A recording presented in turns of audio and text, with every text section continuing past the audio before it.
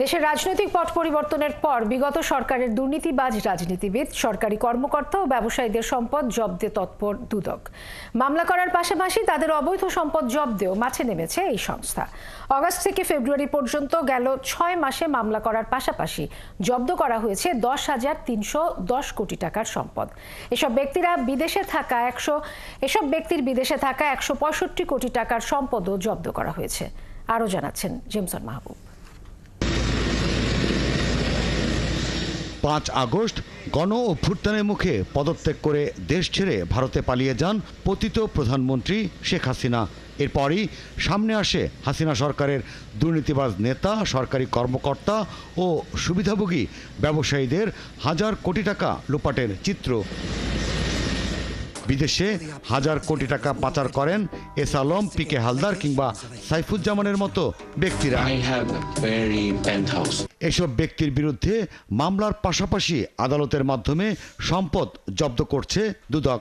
দুদকের তথ্য বলছে, আগস্ট থেকে ফেব্রুয়ারি পর্যন্ত গেল 6 মাসে আদালতের 74টি আদেশে দেশে থাকা 10,310 কোটি টাকা ও বিদেশে থাকা 165 কোটি টাকার সম্পদ জব্দ করেছে দুদক। ক্রোক করা হয়েছে দেশে থাকা 191.80 একর জমি, 28টি বাড়ি, 38টি ফ্ল্যাট। ফ্রিজ করা হয়েছে 1030টি অ্যাকাউন্ট।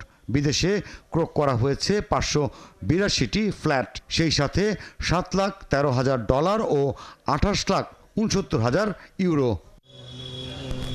বিদেশে এসব সম্পদ জব্দের বিষয়ে আদালতের আদেশ আদৌ বাস্তবায়ন হচ্ছে কিনা সেটি খতিয়ে দেখা উচিত বলে মনে করেন দুদকের সাবেক মহাপরিচালক। বাইরের দেশে থাকলে সেটি ক্রোক ফ্রিজ করা যায়, সেটার জন্য আদালতের ক্রোক এবং ফ্রিজের আদেশ প্রয়োজন এবং সেই আদেশটা মিউচুয়াল লিগ্যাল অ্যাসিস্ট্যান্স রিকোয়েস্ট বলে, সংক্ষেপে যেটা হচ্ছে MLAR, সেইটা সেই সংশ্লিষ্ট দেশে পাঠাতে হয় এবং তারপরে সেইটা সেই সংশ্লিষ্ট দেশের সংশ্লিষ্ট কর্তৃপক্ষ সেইটা কার্যকর করলো কিনা সেটাও দেখবার বিষয় থাকে।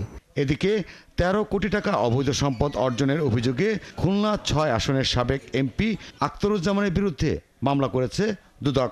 গত আয়ের উৎসের সাথে সঙ্গতিবিহীন 13,96,00,000 টাকারও বেশি মূল্যের সম্পদ অর্জন এবং দখলে রাখার অপরাধ অনুসন্ধানকালে প্রাথমিকভাবে প্রমাণিত হয়েছে।